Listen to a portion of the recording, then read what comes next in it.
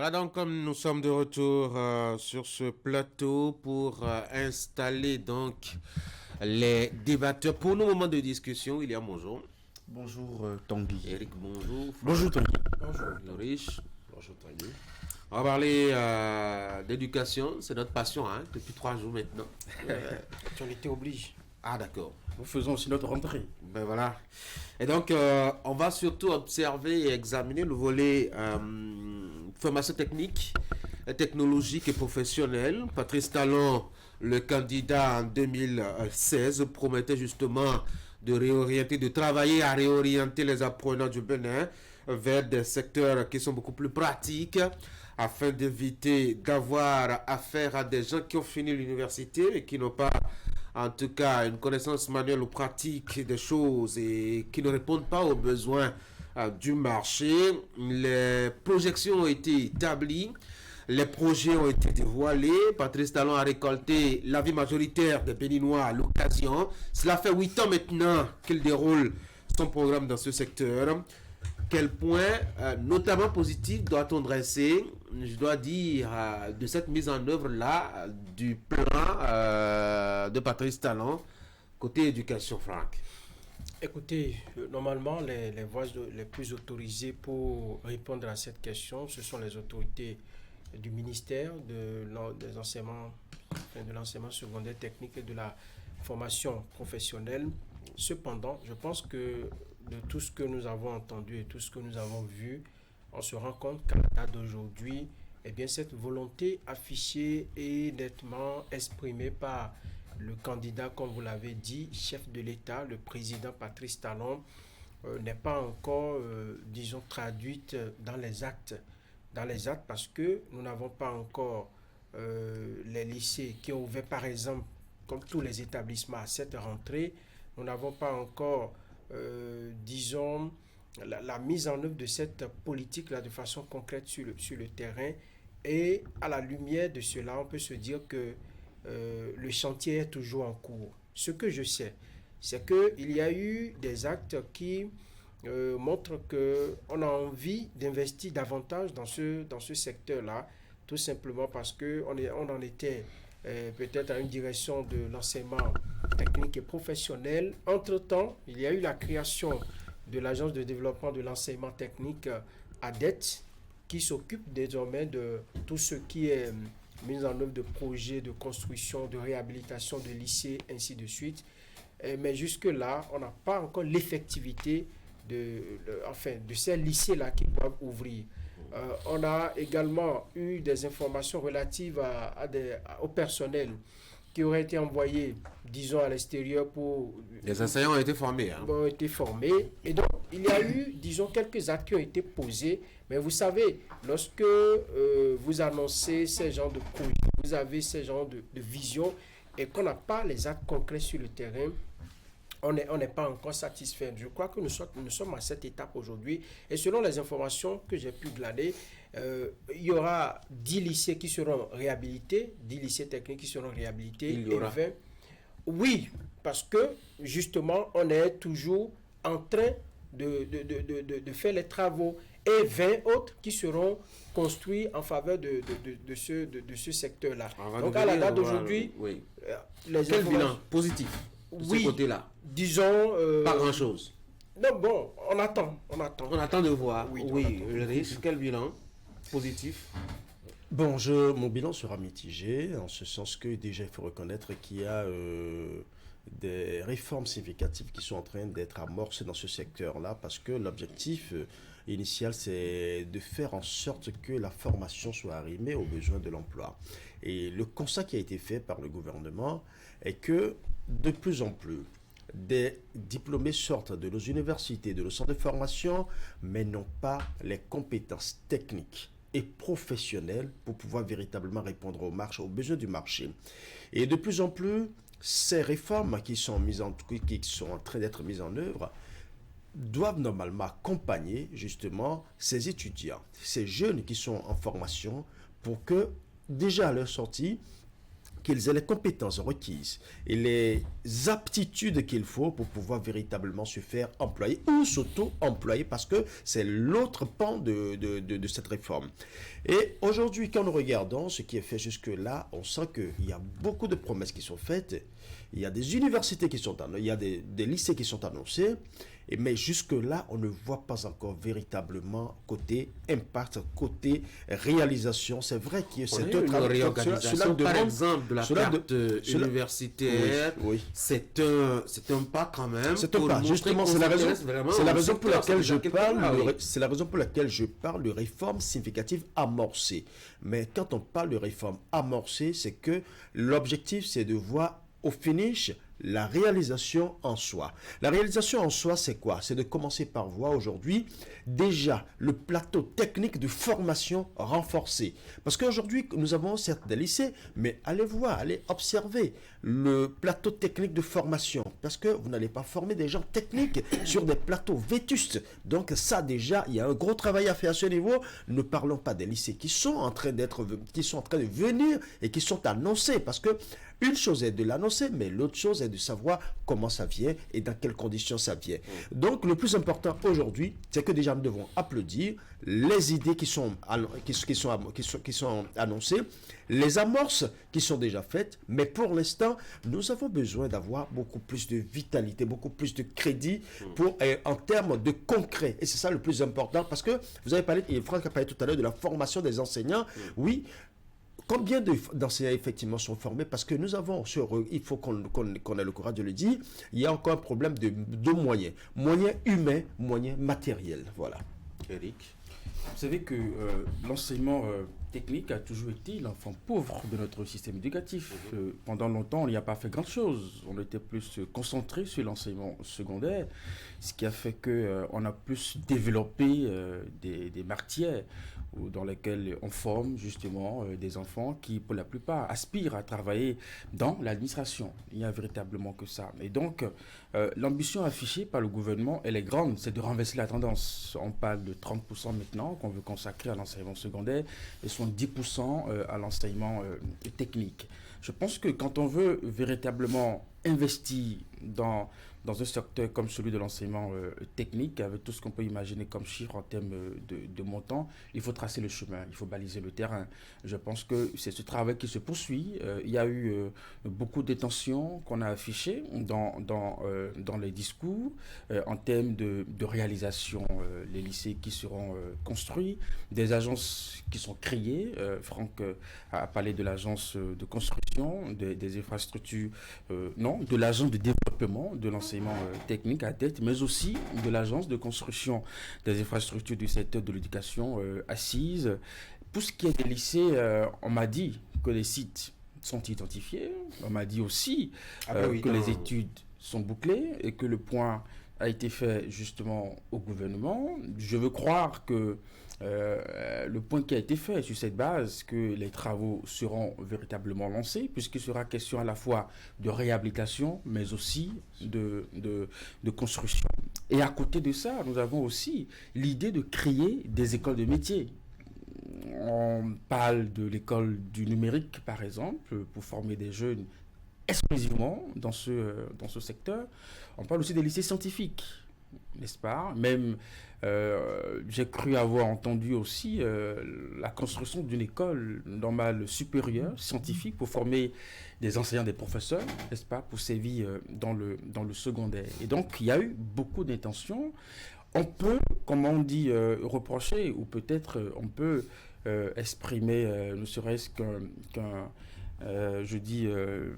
l'expression d'un goût d'inachevé de ce que toutes ces intentions ne sont pas encore véritablement mises en œuvre, et que sans doute qu'au niveau du ministère de l'enseignement secondaire, aussi au niveau des agences, qu'on travaille véritablement à accélérer les choses. Cependant, il faut prendre que je m'interroge sur tout le système plutôt que sur une gouvernance. C'est dit que comment on en est arrivé à ce constat de ce que depuis l'État-nation, que ce secteur soit aussi abandonné. On va se poser la question tout à l'heure. Justement. Déjà, en faisant un petit bilan de la gouvernance actuelle. Oui, William, qu'est-ce que vous pensez de tout ce qui a été fait depuis 2016 dans ce secteur-là? Non, des choses ont été faites et elles sont visibles. D'autres sont attendues et demeurent promesses. Vous savez, en réorganisant, tout à l'heure vous avez parlé de la carte universitaire, en réorganisant, en maintenant 4 universités publiques, dont 2 à envergure générale, incluant toutes les formations, et en faisant 2 universités thématiques, déjà dès cette entame, on lance un message. Il y a comme une volonté affichée de faire peut-être à part égale ou de donner une considération quand même plus importante à l'enseignement technique et la formation professionnelle. Ouais, je veux parler de l'Université nationale d'agriculture et de l'UNESTIM à Bombay avec des métiers d'ingénierie. Parce qu'il y a une chose, la formation professionnelle, c'est pour les besoins de métier. C'est pour les gens qui n'ont pas fait forcément de longues études ou qui n'aspirent pas à faire de longues études. C'est pour des besoins factuels dans des domaines clés et connus. Par contre, l'enseignement technique, c'est de l'élitisme dans l'ingénierie, dans la technologie, dans les métiers pointus, des métiers qui sont peut-être dans du travail intellectuel, mais parfois physique aussi. C'est la branche thèse, doctorat, mais dans le domaine technique, qui est à différencier de la formation professionnelle. Vous savez, il y a, quand je finis de parler de la carte universitaire, il y a des séries d'actions. Le plan national de développement, la stratégie nationale de l'UFPT, de l'enseignement.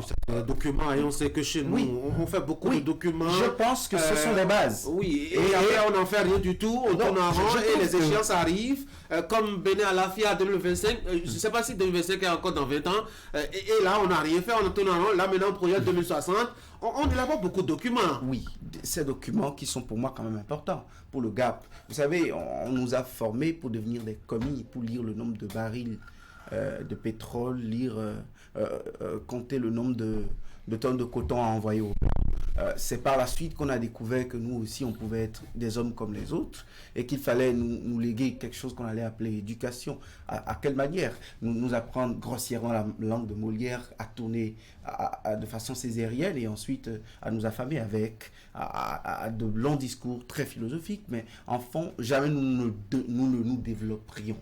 Mais là, nous avons trouvé qu'il est important que nous devenions nous-mêmes, et ça passe par l'industrialisation de l'ingénierie, tout ça qui relève de l'ordre de l'enseignement. Donc pour moi, c'était important. Vous voyez par exemple quand des conventions de 89 sur l'enseignement technique dans le monde, au niveau international, ne sont transformées chez nous en des lois cadres qu'en 2022, en janvier 2022, pour l'enseignement technique et professionnel. Je me dis que voilà des fondamentaux que nous n'avons jamais eu le temps de faire. Et si aujourd'hui, que ce soit quelques pelles de sable dans la fondation d'un bâtiment, je me dis que ce sont des choses qui sont faites. Maintenant, est-ce qu'on en a fait suffisamment à la proportion de cette volonté annoncée que vous avez rappelé tout à l'heure?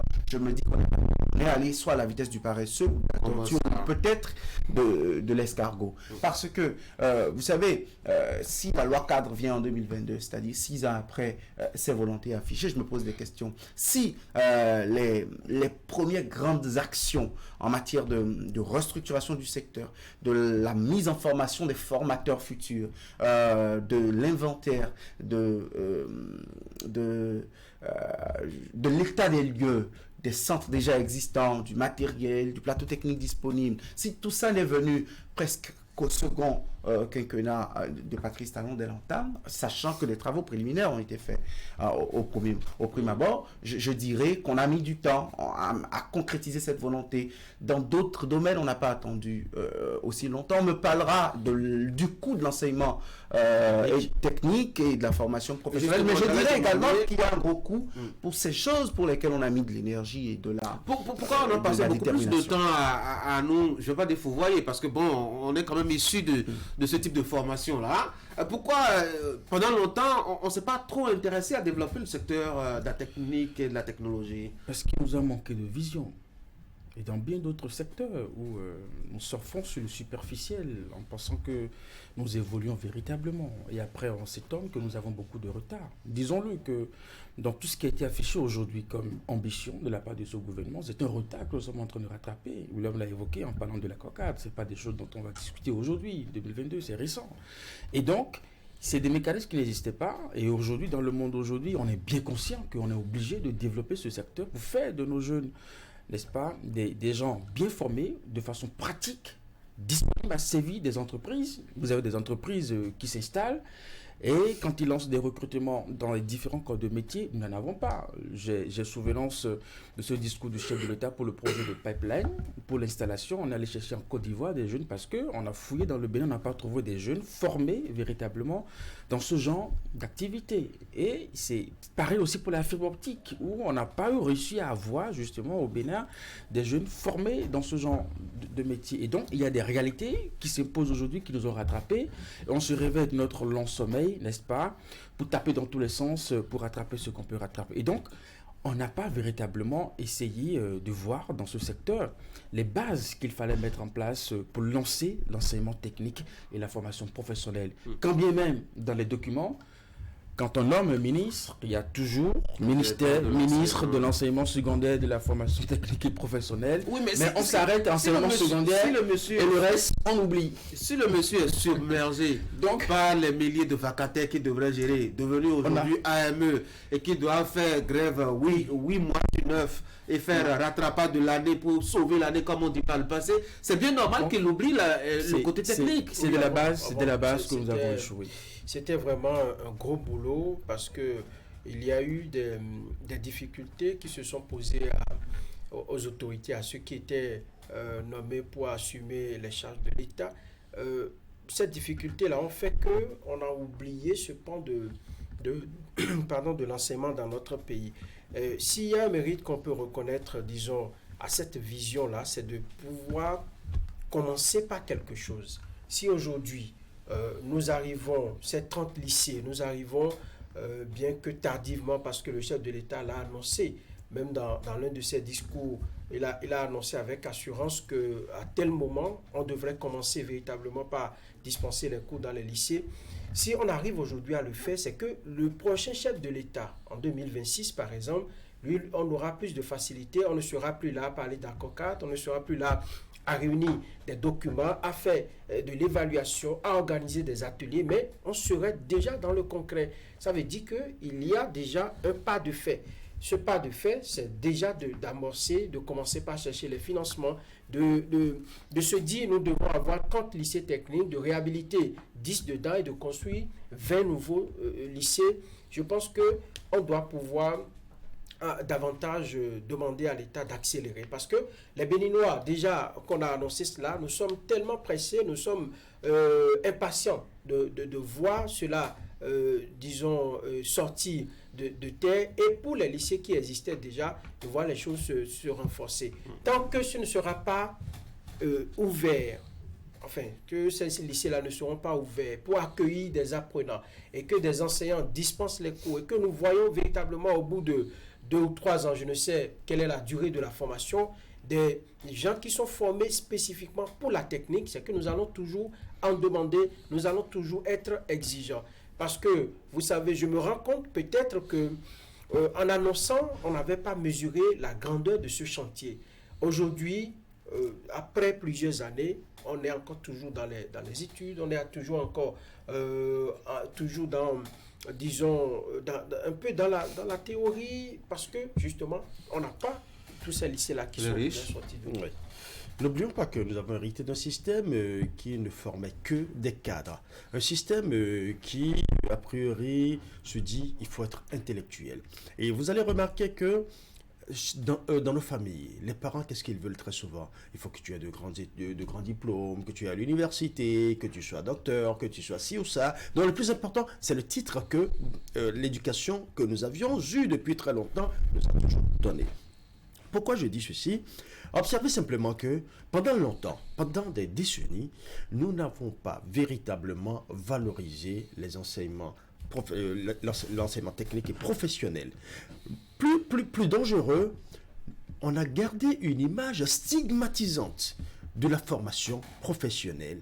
Parce que pendant longtemps, on s'est dit, oui, bon, c'est ceux qui n'arrivaient pas véritablement à suivre les études de langue qui prenaient ce raccourci. Donc pendant longtemps, on s'est dit, non, si tu veux aller à la technique, ça veut dire qu'effectivement, tu n'as vraiment pas le cran, tu n'as vraiment pas le bagage intellectuel, tu n'as pas ce que l'autre appellerait le cogito, tu ne l'as vraiment pas pour pouvoir aller loin. Donc, cette stigmatisation a beaucoup joué sur la formation technique et professionnelle.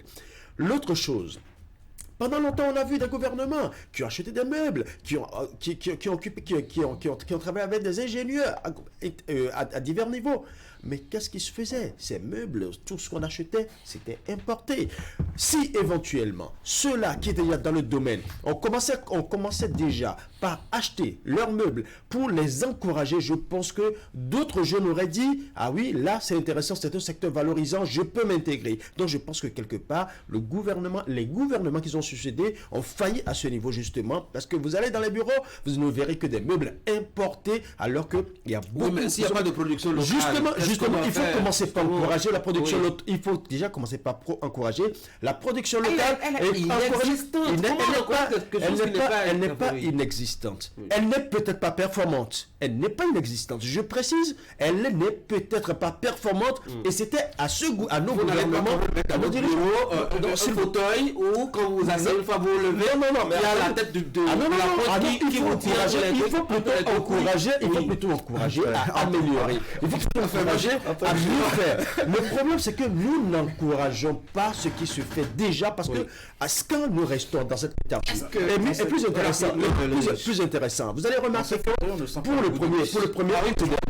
pour le premier août dernier, vous allez remarquer que toute la tribune a été mise en place par des sociétés béninoises, par des jeunes entrepreneurs béninois. Ça peut vous dire que quand on a cette volonté, le premier août dernier, précisément, toute la tribune a été faite par des entrepreneurs béninois. Oui. En un mot, quand le gouvernement donne justement ces facilités aux entrepreneurs nationaux de véritablement le faire, ils le font, mais ils s'améliorent parce qu'ils savent que désormais l'offre est là et ils sont obligés d'aller sur ce marché. On va pas parler comme si rien n'a été fait jusque-là parce que quand même on a quelques lycées épars à travers le Bénin. Je pensais par exemple aux lycées agricoles qui existent à Sékou, à Inan par exemple, à Djaromé par exemple, qui sont quand même des centres de formation, d'incubation, je dois dire de valeur future pour, je dois dire, transformer notre agriculture. On nous a appris au CE2 que notre économie dépend de l'agriculture. Donc on a déjà commencé, non Franck? Oui, absolument.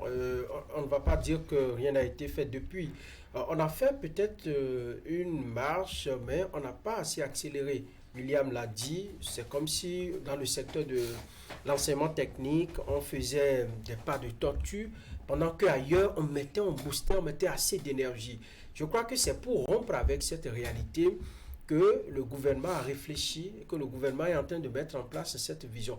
Et là, la marche doit aller de façon à ce que nous ne tombions pas encore après quelques années on doit pouvoir consolider les bases. Et consolider les bases, moi je pense que c'est tous ces travaux qui ont été faits jusque-là et qui seront concrétisés par la construction d'un lycée, l'ouverture, la réhabilitation de ceux qui existaient déjà. Parce que lorsque vous allez dans ces lycées, jusqu'à un passé récent, on vous pose encore des problèmes. Par exemple, le matériel, pour encadrer les enfants.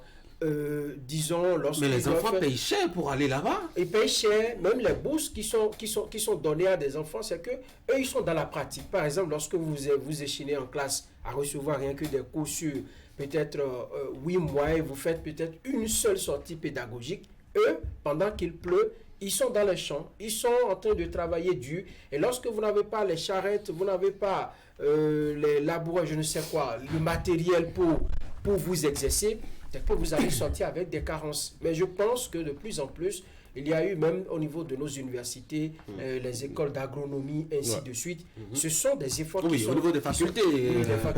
Ce sont des efforts qui sont faits. Mais je pense que si véritablement on traduit dans les actes, on arrive à concrétiser ce qui est là... élaboré en vision, je pense que le Bénin aura le lycée Kolibali, le LITEB, notamment à Boïcon, ce sont des centres qui ont permis quand même de varier d'une certaine façon l'offre de formation au Bénin. Justement, on ne dit pas qu'on n'a rien fait. Mais il y a des métiers dans lesquels on a fait peu d'efforts. Quand je dis métier, je précise métier parce que je quitte l'étape de formation et d'enseignement pour des métiers. Parce que, vous savez, c'est bon d'être doué en mathématiques physiques, de faire physique-chimie, de faire option chimie, de finir un stage dans un laboratoire. Mais c'est mieux de savoir faire tout ça pour une utilité précise dans un corps de métier qui puisse servir à votre insertion professionnelle que de passer le test des AME et de se retrouver, malgré toutes ces connaissances, devant les apprenants pour leur enseigner ça. Eux non plus n'auront la chance peut-être de s'insérer. Donc, une chose est de créer. Vous voyez, on parle de facultés. Ce sont des centres dans lesquels les gens font 3 ans, ont des licences en agronomie, mais sont incapables de vous faire une petite pépinière, bien qu'ils aient fait production Non, je ne suis végétale. pas d'accord avec vous, Oui. ceux qui font les formations. Je suis d'accord que c'est peut-être stigmatisant, mais c'est le cas. Des gens ont fini, vous avez parlé du lycée Koulibaly, des gens ont fini l'électrotechnique, je ne sais pas, en F3 ou en F2 ici, sont allés, ne serait-ce qu'au Maroc, mais reviennent vous dire, on nous a abrutis, on nous a parlé des choses qui n'existent que dans les années 80. Aujourd'hui, des gens qui font construction mécanique, qui reviennent vous dire que tout ce sur quoi ils ont travaillé ici, Vétuste. c'est dans les archives et c'est dans les musées ailleurs. Mais c'est sur ça qu'eux, ils ont appris de la science et la technologie. Donc, ça d'abord, ça avait non seulement des envolées beaucoup théoriques et beaucoup plus théoriques et beaucoup plus Pratique. bon, je veux dire, ça sert beaucoup plus à l'instruction. Ça ne prédestinait pas forcément au métier. Même l'enseignement technique de haut niveau chez nous prédestinait les gens à finir à l'école normale supérieure parfois de l'OCOSA, à revenir enseignant dans l'enseignement technique. Et comme ça, on ne sort pas les ingénieurs. Comme ça, on ne sort pas des cadres confirmés et affirmés. Alors que ce sont eux qui développent. Donc aujourd'hui, je me dis que nous y avons mis peu de moyens. Moyens dans le contenu, dans les curricula de formation, moyens dans les matériels didactiques mis à disposition et moyens dans les perspectives. Ce sont des métiers dans lesquels... Peut-être parce qu'on n'en avait pas beaucoup. Justement, on n'avait peut-être pas de cadre pour envoyer ces gens en stage. Ils sont restés dans l'imaginaire, un peu comme ce que l'enseignement général nous donne. Faisons, vous savez...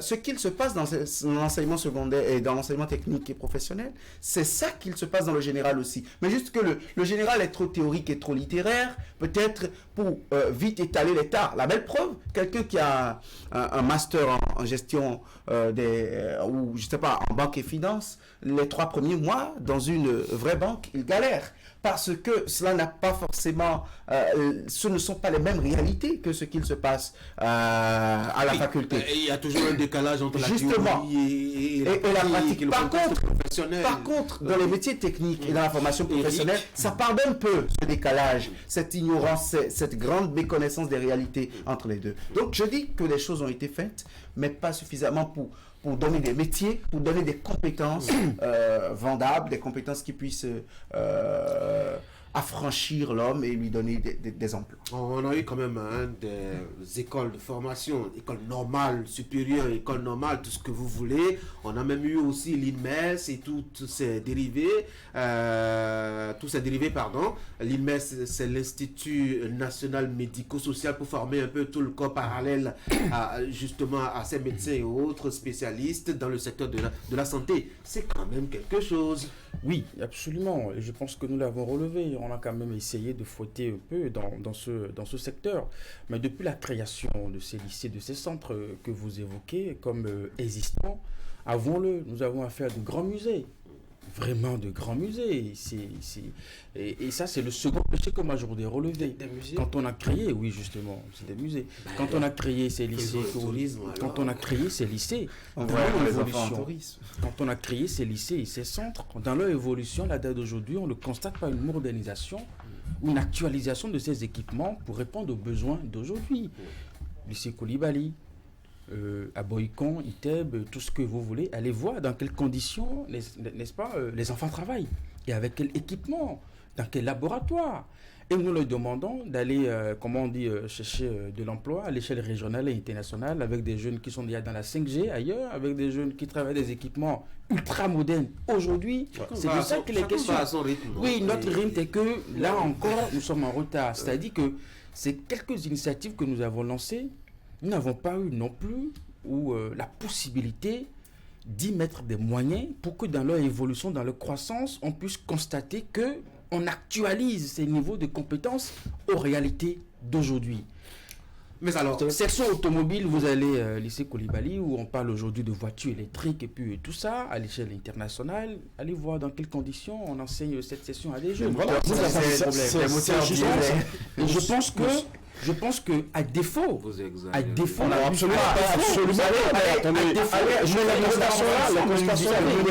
les gens ne vous entendent pas. À défaut justement d'aller vers la construction des lycées tel que ça a été promis, au moins on peut s'occuper de l'existant et bien.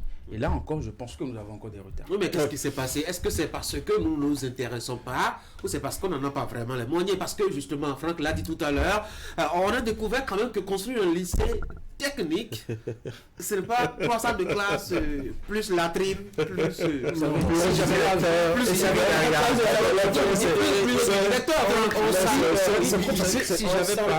Si j'avais pas vu toute la mobilisation de l'énergie qu'on a mis pour construire ce complexe qui a Fidjosé, je l'avais évoqué, vous avez dit que c'est le privé. Et mieux encore, quand on a vu un privé qui s'est beaucoup investi à sortir de terre en quelques mois, ce complexe éducatif, c'est que l'État peut le faire aussi. C'est-à-dire ce qu'un privé a été amené à faire, ce qu'on a vu, c'est impressionnant. C'est ultra moderne, l'infrastructure. Oui, donc ça me demande reversement. Oui, ça veut dire que l'État peut le faire. L'État peut décider justement de mettre les moyens qu'il faut pour l'argent où il trouve l'argent pour faire asphaltage, pour faire chic. C'est là que l'État trouve l'argent. Et vous savez, pour des pays en développement comme les nôtres, où des industries sont naissantes, le plateau industriel est en train de s'ouvrir, les investisseurs ont un appétit intéressant pour la formation technique et professionnelle. Dans un des documents diagnostiques, j'ai vu un tableau, un graphique qui m'a sérieusement plu sur les niveaux d'études et le taux de chômage en matière de formation. Vous voyez que plus ça grimpe, plus le taux de chômage est élevé. Quand vous voyez le graphique, vous voyez qu'au supérieur, on était à 27%. C'est un document qui date de 2019 sur l'employabilité avec la formation technique, quand le gouvernement faisait ses diagnostics. Mais regardez, vous constatez que plus les gens font de longues études, moins ils ont des chances de se faire recruter par les entreprises qui sont sur place, qui ne peuvent pas créer ces gros emplois, parce que dans le domaine technique, c'est... Imaginez que, par exemple, ces formations soient de plus en plus disponibles, que... parce qu'un investisseur veut venir à la GDZ ou je ne sais où, on lui dit que sur place, il a une main d'œuvre, il n'a pas besoin de ramener des ingénieurs de France, d'Allemagne ou de je ne sais où. Cela renforce bien disponible et ils font des caprices en justement pour impacter sur ces industries. Mais ces industries sont obligées, quand souvent elles s'installent et qu'elles lancent les recrutements, de former après. Ce qu'on ne doit pas demander à un privé. C'est vrai, et je pense que l'État a été obligé de trouver une solution. Par exemple, au niveau de la GDZ, nous avons un centre de formation à l'intérieur de la GDZ. Parce qu'à un moment donné, quand on a demandé aux investisseurs de venir s'installer, en même temps, on s'est rendu compte qu'on n'avait pas vraiment la main-d'œuvre à mettre à leur disposition. Donc, l'État a été obligé de créer un centre de formation à l'intérieur où on forme rapidement des jeunes et les mettre à la disposition, justement, des industries. Même réalité à ces mains où les industries sont obligées d'abord de former avant de recruter. Vous savez, ce que j'apprécie dans la méthode de ce gouvernement, c'est qu'on prend du temps et ce que l'on fait, on le fait bien à la fin. Quand vous prenez aujourd'hui, on a beau reprocher... C'est pour ça qu'on n'est pas inquiet. Oui, on a beau reprocher... On aura notre droit de laisser... On aura notre droit de laisser... Parce que moi, je suis friand de promesses. Moi, je ne demande à personne de me faire une promesse. Et quand je suis tranquille, la personne vient me faire une promesse là. Ah, franchement, il faut que la personne respecte. Oui, ça c'est Tanguy. Et vous, c'est quoi? Et puis si on ne respecte pas. Non, on ne respecte pas. Ah, d'accord. Lorsque vous connaissez quelqu'un, vous savez que la personne prend une décision, elle prend tout son temps pour mettre en œuvre cette décision, c'est qu'il faut commencer par s'y habituer. Vous voyez aujourd'hui, même le chic, malgré tout ce qu'on a dit, les marchés qui sont construits, au-delà de tout, lorsque c'est fini, on a vu quand même un minimum d'efforts qui a été fait comparativement à ce qui se fait par les années Et les lycées viennent quand? Oui, les lycés, moi je me dis qu'on nous réserve peut-être plus beau que le chic, plus beau que les marchés qui sont aménotaires. On va jeter, nous sommes un pays au sol. Moi je dis à la lumière de ce que nous avons. À la GDIZ aujourd'hui, lorsque vous y allez, on vous dit, moi je ne suis pas encore allé à la GDIZ. Je vois en passant la bâtisse, je vois un peu ce qui a été investi là à l'intérieur. Faites foi au propos de C'est François Bro et peut-être au propos de Eric Guédelon qui a déjà fait. J'aime bien cette ironie. Donc vous voyez, donc lorsque à la lumière de tout cela, c'est pas de l'invention, qui a été réalisé, moi je me dis qu'on aura peut-être du beau, on aura enfin quelque chose de très bien fait lorsque les lycées vont sortir de terre.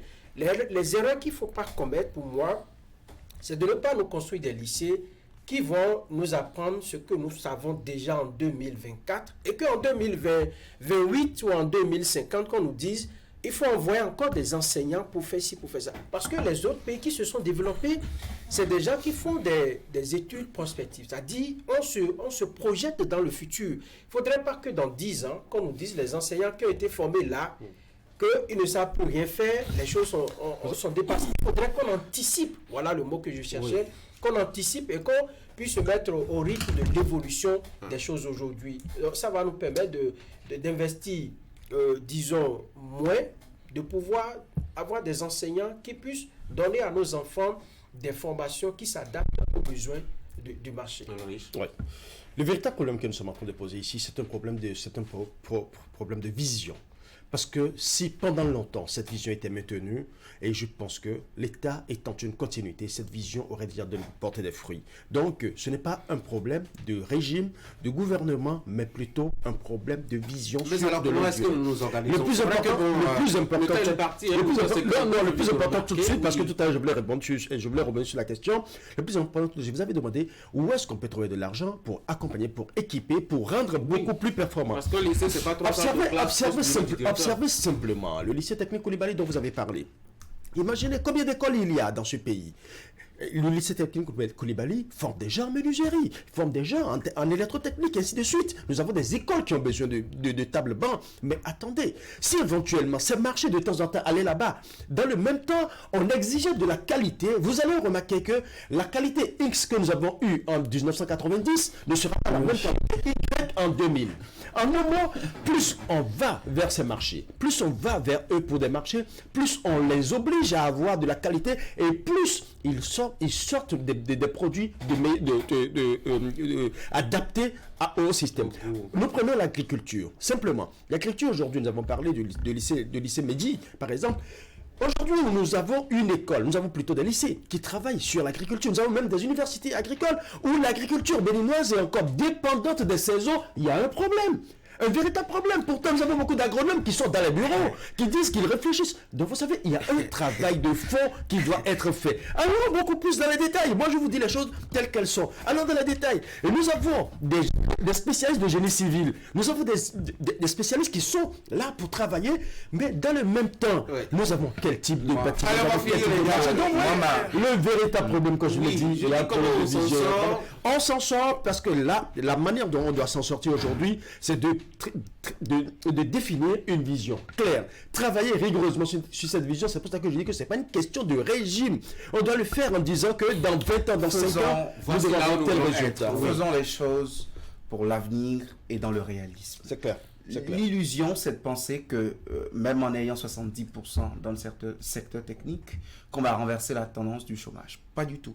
Il faut un ensemble de contextes. Le niveau d'investissement dans le pays, dans des métiers adaptés à ces formations qui sont sorties pour que nous puissions légèrement inverser cette tendance. Et nous risquons de manquer également. Vous savez, ils ont lancé hier ou avant-hier le concours pour les professionnels de justice à un certain niveau.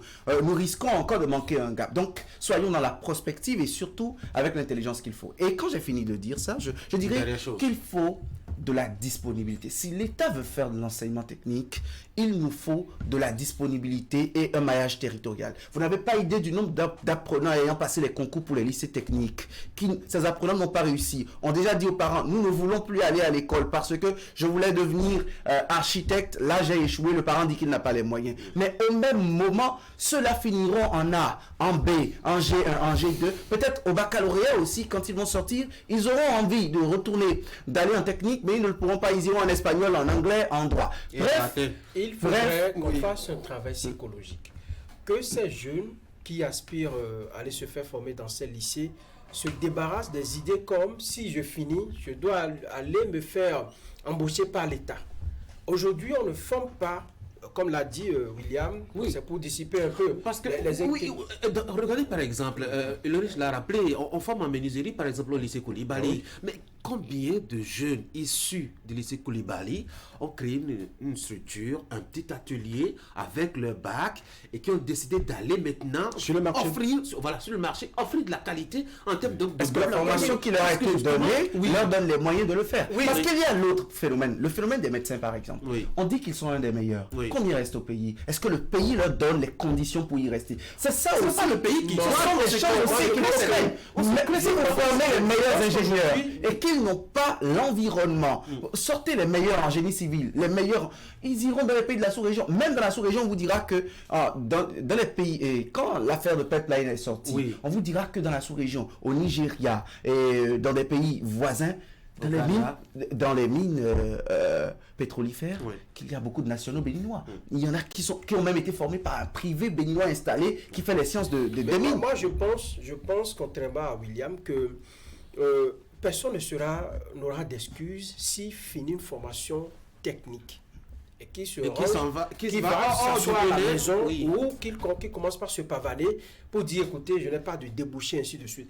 Vous voyez, nous avons des collègues aujourd'hui avec qui nous avons fait, qui se sont lancés dans la mécanique, qui se sont lancés dans la menuiserie, qui sur les réseaux sociaux proposent des articles qui coulent comme de petits pains, qui vendent et qui s'en sortent mieux que nous, qui attendons peut-être la fin du mois pour aller tendre la main à un guichet pour dire que nous voulons percevoir notre salaire. Un peu comme l'erreur que nous faisons, c'est que quand nous avons un peu d'instruction, savoir parler un peu français, avoir un petit diplôme dans son sac, nous ne voulons plus prendre le risque. Nous ne voulons pas prendre le risque et d'initiative. Vous voyez des jeunes aujourd'hui qui gagnent leur vie sur les réseaux sociaux. Pourquoi ne pas se mettre ensemble lorsque vous sortez d'un lycée? Est-ce qu'on sort ingénieur pour vendre des articles sur les réseaux sociaux? Non, on sort ingénieur pour aller développer. C'est tout. On sort ingénieur, c'est quoi? Aller faire... Il faut différencier la formation professionnelle de l'enseignement technique. Est-ce que ce n'est pas mieux? Il faut différencier l'enseignement professionnel et la formation professionnelle de l'enseignement technique. L'enseignement technique a besoin du cadre élitiste pour faire... Oui, nous avons des problèmes qui sont adaptés à nous. On a besoin de petites technologies qui permettent peut-être d'être en train de parler en bâtonnou et qu'une application soit en train d'écrire ça en bâtonnou pour ma maman qui je ne sais où dans le pays. Ça, il faut de l'ingénierie pour ça. Que le CQM qu'ils affichent dans leur atelier, ils sont allés passer le test. Ça ne construit pas R+5. Non. Les gars, merci beaucoup pour la contribution ce matin. On a abusé fortement du temps. Faut te le dire, débat passionnant de toutes les façons. On n'a même pas évoqué le deuxième axe. Merci à tout un chacun pour la contribution. On va passer à ce que je ne comprends pas. Et juste après, vous aurez, mesdames et messieurs, la revue de presse pour clôturer Actu Matin ce mercredi matin. Portez-vous bien.